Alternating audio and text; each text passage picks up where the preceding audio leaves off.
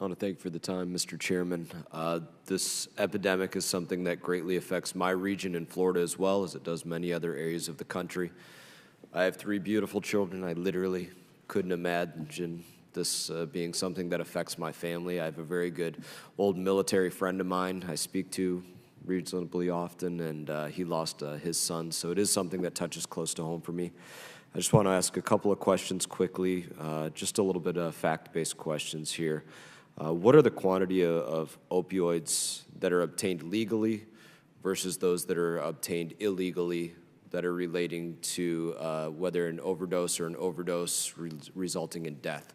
What are the statistics that we're looking at comparatively? Whoever could answer that. I can at least start with that. The problem that we're seeing in this epidemic is that you can't get the pills. For the most part, I mean, every pill that's getting out on the street was prescribed by a doctor, filled by a pharmacy.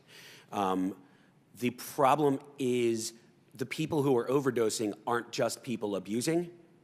The directions for taking your oxycodone, it's not a one-size-fits-all. Addiction can be caused as quickly as after a 10-day program of opioids. There's a 20% chance you're addicted a year later. The overdoses are happening not just from abuse, but from standard use, because I don't believe that our medical community is nearly as informed about the dangers of these or the potential for overdoses as they need to be.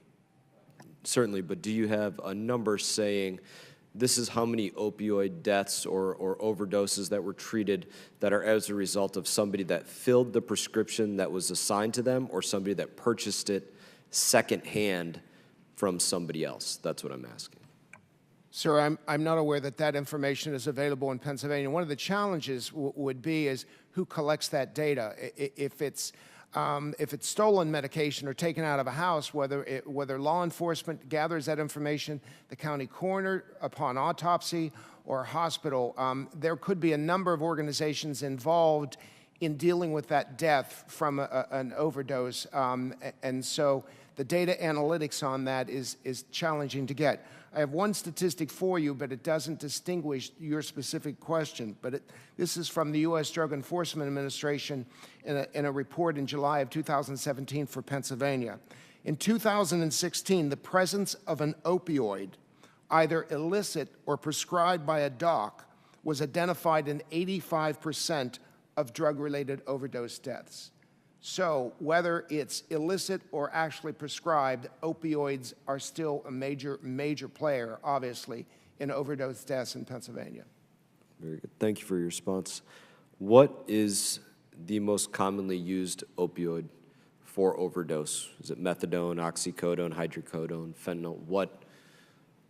What ranks as the #1 drug within this epidemic? Or #2, you can give me a couple. In Pennsylvania, it's a mix, oxycodone, but we're seeing, because of Pennsylvania now has enforced for a couple years our prescription drug monitoring program, which is cutting back dramatically on opioid prescriptions out on the streets, illicit or otherwise, the presence of fentanyl, increasing deaths in Pennsylvania due to fentanyl. So are you saying that filled a gap that was created by enforcement elsewhere? I'm not sure that it filled a gap. I think those that are in the drug dealing business can make more money by mixing fentanyl into their heroin. The person who uses it has no idea of the purity of that heroin. And that, because of the PDMP being in place and controlling opioids, it was predicted that we would see a rise in heroin use and overdose deaths. But now with the influx of fentanyl, that we're seeing is a major cause of overdose deaths now in certain counties.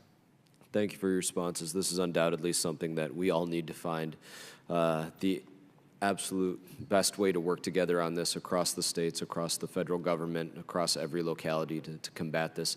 I thank you for your responses, and I yield back, Chairman.